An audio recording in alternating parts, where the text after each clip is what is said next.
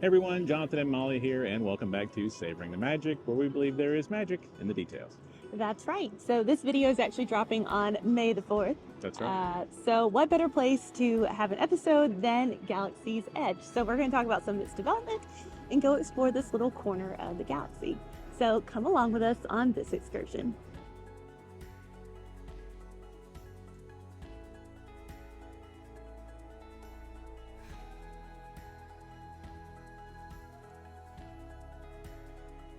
So before we go walk through Galaxy's Edge, let's talk about how the Imagineers approached such a massive project.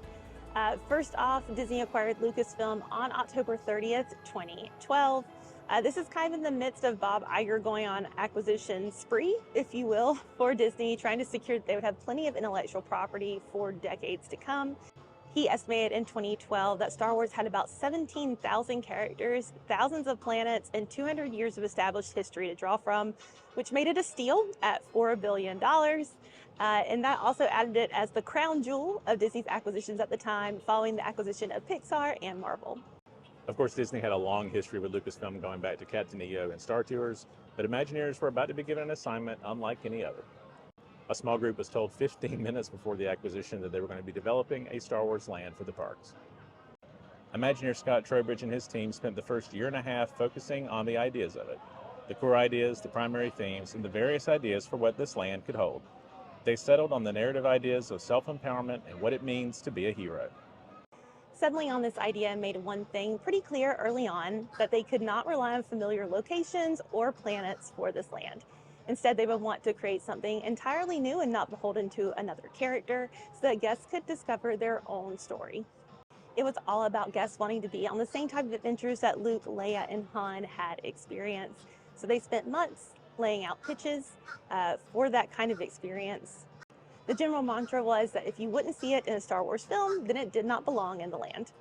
They aimed for a new level of immersion, one where the land would turn guests into inhabitants, interacting with their surroundings and with stormtroopers and resistance fighters and lightsaber salespeople and so on.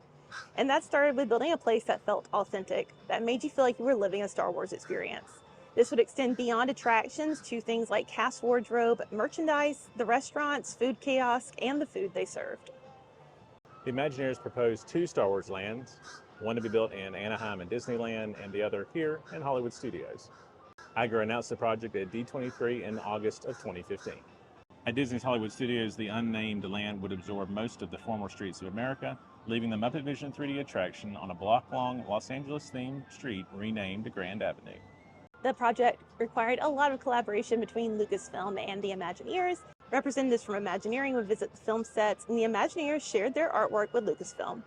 Doug Chang, the executive creative director at Lucasfilm, oversaw Star Wars design for films, television, video games, and theme parks, and would be key in designing this new land as well. The naming of the land was a time-consuming process on its own. They had settled on a planet on the rim of the Star Wars galaxy, a distant, mostly forgotten outpost that would be the home to several shady characters. They went through such simple names as Star Wars Land and Star Wars The Lost Outpost, but eventually settled on Star Wars Galaxy's Edge, which was one of the original names that was kind of thrown around. So like we said, Galaxy's Edge would be set in a planet that was not previously known in Star Wars canon, and that was the planet of Batuu.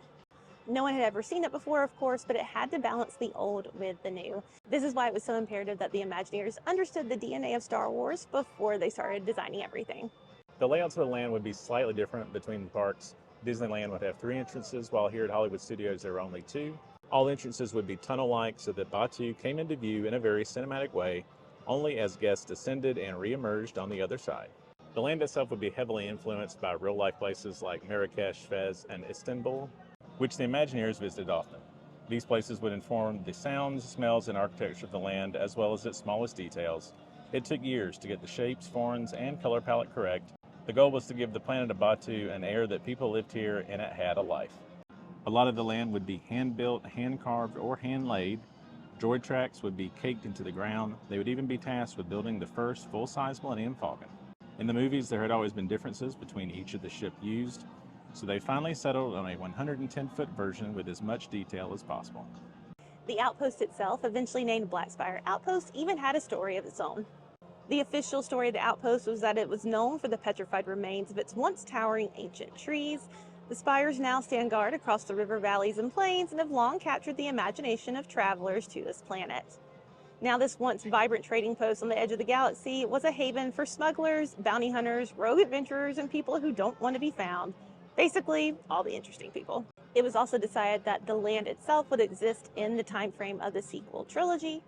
This allowed for them to design strongholds for both the Resistance and the First Order in the land. Star Wars Galaxy's Edge would open in Disneyland on May 31st, 2019, and it would open here in Hollywood Studios in August of that year. It would only open with Smuggler's Run as the main attraction. However, Rise of the Resistance would open at both parks in December of that year.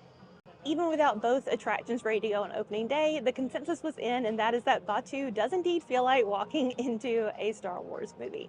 So we've talked about enough. Let's go explore the thing. And speaking of those tunnels that give us a cinematic entrance into the land, we are walking through one of them right now. Also, how cool with the lights and everything just kind of being strung together. Definitely looks like the Resistance has been working hard. Yes. So, like we said with the land, strongholds for both the Resistance and the First Order within it. We did our entrance through Grand Avenue, so this is the Resistance side right now. You can hear the generators buzzing, trying to keep everything going in this side of the park. Now, of course, like we said, it is an outpost, right? So there are ships, there are people coming in and out, or so it seems.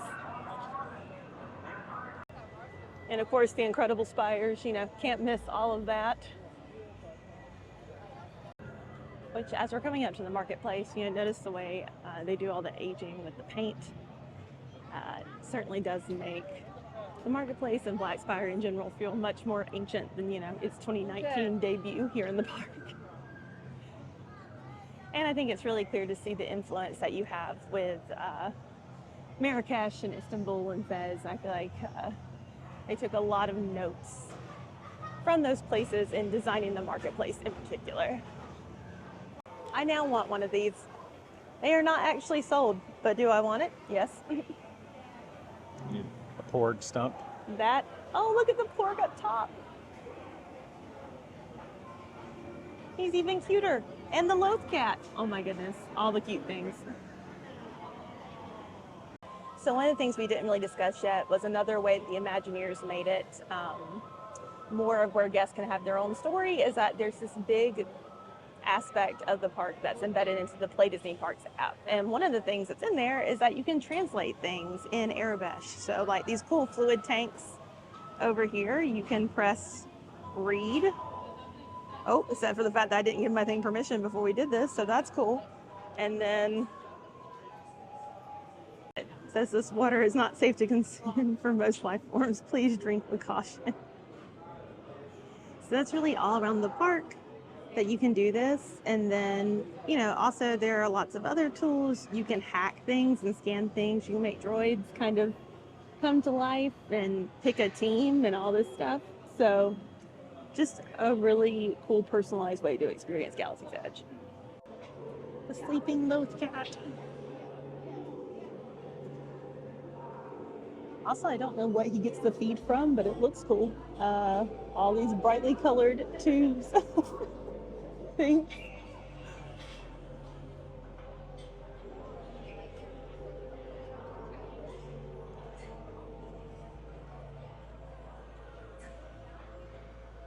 Oh, look at the creature carvings. Those are cool. Loath Cat's kind of scary, though. I think these are for the lightsabers.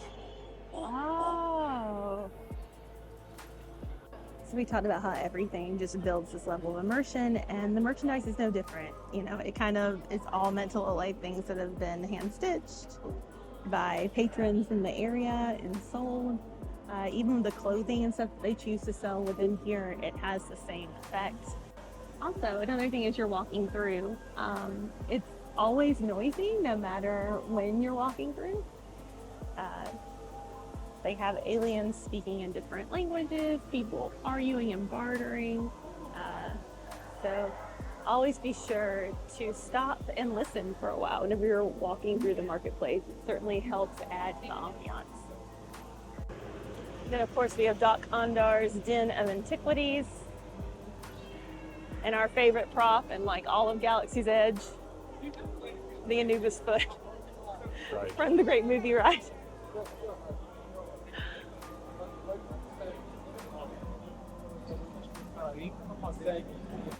Which we're going to do a video on Doc Ondar's one day, so we're not going to give you too many details on this yet, but it is very cool. And there are lots of hidden things to be found. We have Docking Bay 7, which has its own lore. Notice the ship docked on top. This is supposed to belong to a new character named Strono Cookie Tugs, who is the former personal chef to Maz Kanata, a nice little tie-in to The Force Awakens. And then no sight beats that of the spires around the Millennium Falcon, which is a little crazy when you think about all the different models and CGI mock-ups they had to look at just to get all the different details right, because yeah, the Millennium Falcon had never quite been the same in every single one of its appearances. So this is now the definitive mold of the Falcon.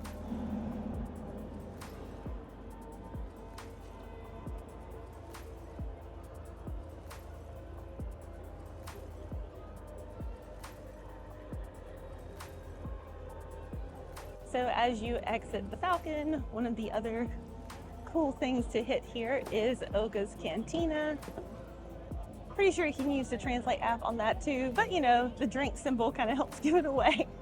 You do have to make reservations for this, but honestly guys, what would a Star Wars land be without a cantina? That's what I want to know.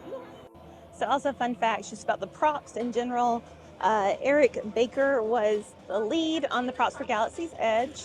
The props his team generated were a combination of found items that were repurposed by his team, objects constructed from bits and pieces of found items, such as miles of cable and stripped down seat backs from an abandoned airliner, and this just props created from scratch.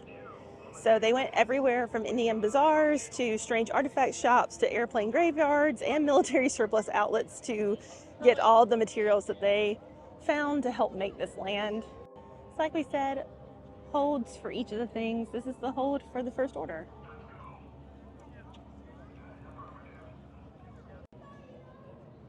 And then like Jonathan just showed off the stormtroopers, you have interactions with the characters in here. Definitely a highlight of walking around. Being insulted by a stormtrooper, I mean, who doesn't want that, honestly? We love a blue milk, must be said. But also just a very neat way to make the land feel more homey.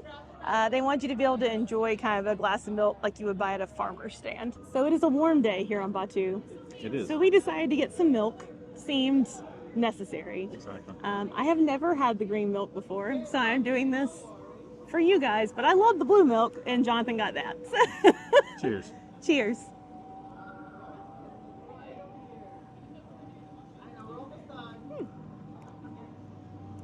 It's not bad. I can't figure out what exactly it tastes like. So ringing endorsement. It is very fruity. I'm a fan of the blue. It reminds me of like a fruit candy, if that makes sense. All right, well, there Kind of you like a melony fruit candy. This is me trying to figure it out in real time. I'm glad you guys tuned in for this. Yeah, it's good, but it is very different from what I'm used to. I do love the way things look rusted and crumbling and old. That's why the Imagineers are the best, you know? This is true. So like we said, immersion and interactivity were the key to designing this land. And, you know, there are only two attractions, of course. There's Rise of the Resistance and Smuggler's Run. But you can come in and design your own droid. And then the other thing you can do is design your own lightsaber. So that's really how they've managed to increase the interaction portion of Galaxy's Edge, in addition to the Play Disney Parks app, and just be able to wander through all the different shops and eating establishments. And then this is the entrance to Savi's workshop, the lightsaber building area. you do have to make like reservations for this kind of thing normally. So something to keep in mind if it is something that you're interested in doing. However, we haven't done it yet, but it is supposed to be a very cool, really almost a theatrical experience. Like, you know, cast members just don't always get enough credit, but they really do make Galaxy's Edge. Whenever they were first training, cast members went through a 4-hour training so they'd come up with backstories within the lore of Galaxy's Edge in case they should be asked any question from a guest, then they could explain it all. So one of my favorite little details is these speeders, and they look like they're levitating, or the points of contact are these hoses on the ground. So one of my favorite little details. All of that.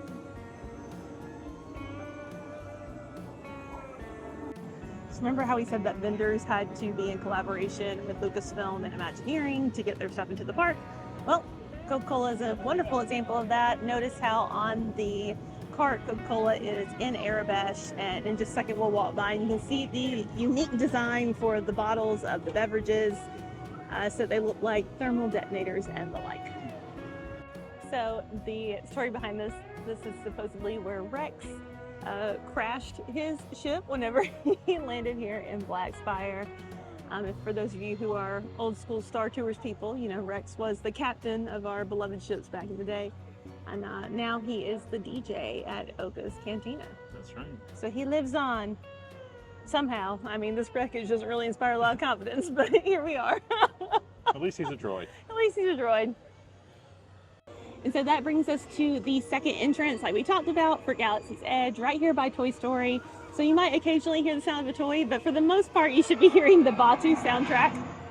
Or a TIE fighter. And the ships flying overhead. However, have you guys spent a lot of time in Galaxy's Edge? Have you noticed some of these details? Comment and let us know. What are some of your favorite portions of the area? We're going to do a greater breakdown of some of the specific things within Galaxy's Edge in the future. But for May the 4th, you know, it did seem appropriate to at least go into the overview and some of the process of making it. If you enjoy the video, be sure to like, comment, subscribe. Really helps us out. We have videos coming out every week. But until next time, keep savoring the magic. And may the 4th be with you. That's right.